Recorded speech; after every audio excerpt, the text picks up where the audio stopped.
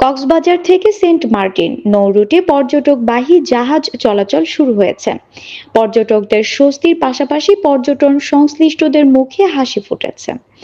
রোববার সকাল 10টার দিকে প্রথম দিনে কক্সবাজার শহরের নুনিয়ারছড়ার বিআইডব্লিউটি ঘাট থেকে 653 যাত্রী নিয়ে সেন্ট মার্টিনের উদ্দেশ্যে ছেড়ে যায় 12 আউলিয়া নামক জাহাজটি। সেন্ট মার্টিন পর্যটকবাহী জাহাজ মালিকদের সংগঠন sea cruise operator owners association of বাংলাদেশের সাধারণ সম্পাদক হুসাইন ইসলাম বাহাদুর বিষয়টি নিশ্চিত করেছেন।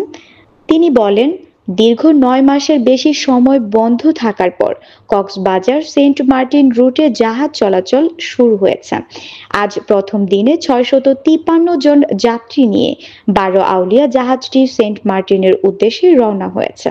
ফলে পর্যটকদের স্বস্তির পাশাপাশি পর্যটন সংশ্লিষ্টদের মুখে হাসি ফুটেছে। সেন্ট মার্টিনে পর্যটন নিয়ন্ত্রণ কমিটির আহ্বায়ক ও কক্সবাজার সদর উপজেলা নির্বাহী কর্মকর্তা নীলুফা ইয়াসমিন চৌধুরী বলেন, আজ প্রথম দিনে কক্সবাজার থেকে একটি জাহাজ সেন্ট মার্টিনের উদ্দেশ্যে রওনা দিয়েছে।